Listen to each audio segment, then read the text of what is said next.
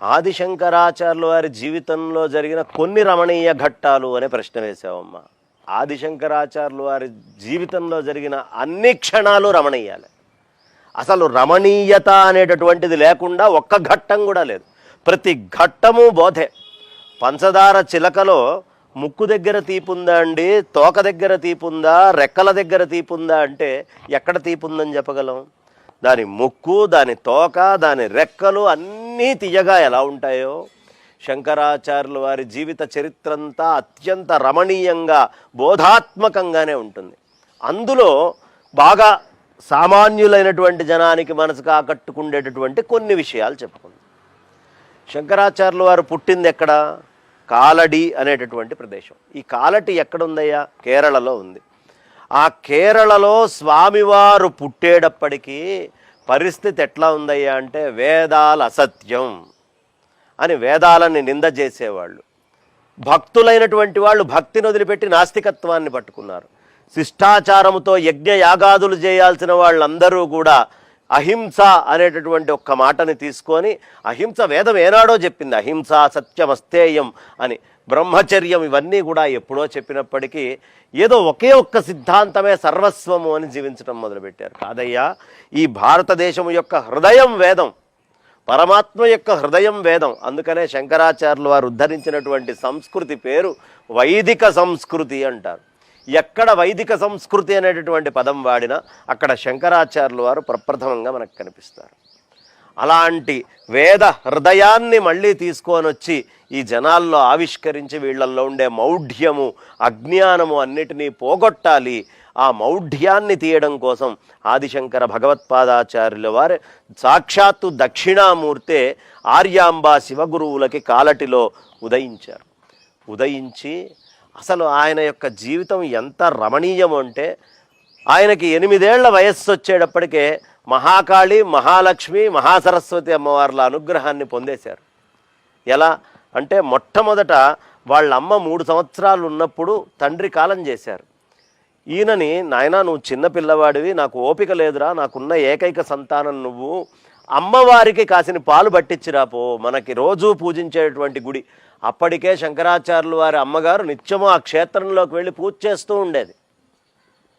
అలా పూజ చేస్తున్నటువంటి ఆ తల్లి కుదరక పిల్లవాడిని పంపిస్తే పాలిచ్చి, పాలు తీసుకెళ్ళి అమ్మవారి ముందు పెట్టాడు. ఆయన పాలు తాగమన్నాడు.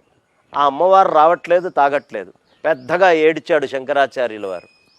ఏడ్చేటప్పటికి అయ్యో ఏమిటి పిల్లవాడు ఇలా ఏడుస్తున్నాడు అని చెప్పి ఒక్కసారి ఆ అంశలో ఆమె ఆతురతగా వచ్చి ఆ ఉన్న పాలన్నీ తాగింది. తాగంగానే మళ్ళీ ఏడ్చారు శంకరాచార్యుల వారు. అదేమిటి, తాగా కదా ఇప్పుడెందుకు ఏడుపు అంటే, మా అమ్మ రోజు పాలు నీకు ఇచ్చి నువ్వు తాగిన తర్వాత కొన్ని పాలు నాకు ఇచ్చేది, చుక్క లేకుండా మొత్తం తాగేవు, నేనెవరికి చెప్పుకోవాలి అనగానే ఒక్కసారి ఆ తల్లి స్తన్యాన్ని ఇస్తుంది, పాలనిచ్చింది ఆ తల్లి. అక్కడ మహాకాళి, మహాలక్ష్మి అమ్మవారు ఆయన చక్కగా బ్రహ్మచర్యంలో ఉంటూ భిక్షాటన చేస్తూ చక్కగా భోజనం చేసేవారు. ఇది కాలడికి 30 కిలోమీటర్ల దూరంలో స్వర్ణత్మన అని, ఇప్పటికి దానికి ఆ పేరు రావడానికి శంకరులే కారణం. ఆయన భిక్షాటన చేసుకుంటూ ఆ ప్రాంతానికి వెళ్ళారు. వెళ్ళేటప్పటికి పాపం చాలా పేద దారిద్ర్యంలో ఉన్నటువంటి ఒక స్త్రీ, ఇంట్లో ఏమీ లేదు, భర్త యాచనకు వెళ్ళాడు, ఆయన ఇంకా తిరిగి రాలేదు, ఇతనికి ఏమి ఇవ్వాలి అని వెతుకుతూ వెతుకుతూ చిరిగిపోయినటువంటి వస్త్రాలతో ఉన్నటువంటి ఆ తల్లి బ్రహ్మచారి ఇంటికి వచ్చి రిక్తహస్తాలతోటి వెళ్ళిపోతే ఆ పుణ్యం, ఇంట్లో ఉన్నటువంటి పుణ్యం అంతా వెళ్ళిపోతుంది. అందుకని బ్రహ్మచారిని ఎప్పుడూ ఉత్త చేతులతో ఇంట్లో నుంచి పంపించకూడదు, ఏదో ఒకటి ఇవ్వాలి, లేకపోతే వాడు పుణ్యం అంతా మూట కట్టుకొని పోతాడు. కాబట్టి వెతికింది, వెతికి వెతికి వెతికి వెతికి ఒక ఆమ్లకాన్ని, అంటే ఒక ఉసిరికాయ, ఎండిపోయిన ఉసిరికాయని తీసుకొని వెళ్ళి ఆయన చేతిలో అలా వేసింది, ఆయన జోలెలో వెయ్యంగానే ఆ తల్లి దీనస్థితిని చూశారు. కరుణాలయం, అపారమైనటువంటి కరుణ, ఆదిశంకర్లకి కాస్త కరుణ కాదు, విశేషమైనటువంటి కరుణ. వెంటనే ఆయన కనకధారా స్తవం చేశారు. కనకధారా స్తవం చేసేటప్పటికీ సాక్షాత్తుగా లక్ష్మీ అమ్మవారు ప్రసన్నమైంది, మహాకాళి అయిపోయింది, మహాలక్ష్మి ఇక్కడ వచ్చింది.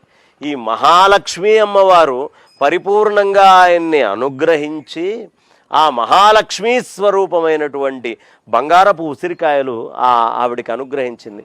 ఒక్క మాట అంది, ఈవిడి దగ్గర ఏం పుణ్యం లేదయ్యా, ఏం పుణ్యం చూసి ఇమ్మంటావు అంటే, నాకు ఈ ఉసిరికాయ ఇచ్చిన పుణ్యానికి ఏమిస్తావో ఇవ్వమ్మా. ఆ ఉసిరికాయ కోసం బంగారపు ఉసిరికాయల కుప్పను కురిపించింది ఆ తల్లి. కాబట్టి మహాలక్ష్మి. ఇక సర్వజ్ఞ పీఠాన్ని ఎక్కేటప్పుడు శంకరాచార్యులు వారు సాక్షాత్తు సరస్వతి అమ్మవారు వచ్చి ఎదురుగుండా నిల్చొని జగద్గురు అనేటటువంటి పదముతోటి అనుగ్రహించింది సరస్వతి అమ్మవారు. సర్వజ్ఞ పీఠాన్ని అధిరోహించారు ఆయన.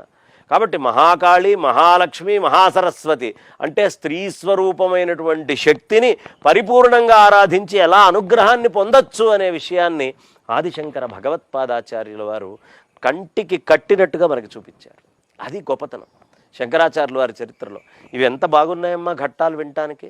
8 ఏళ్ల లోపు వేదాలన్నీ పూర్తి చేశాడా, 12 ఏళ్ల లోపు శాస్త్రాలన్నీ పూర్తయిపోయినాయా, 16 ఏళ్ల కల్లా చక్కగా దశోపనిషత్తులకి రాశారు, బ్రహ్మసూత్రాలకి రాశారు, అట్లాగే బ్రహ్మసూత్ర దాని వ్యాసుల వారితో చర్చ కూడా చేశారు. అంత అద్భుతమైనటువంటి శృతుల్ని స్మృతుల్ని భగవద్గీతాదుల యొక్క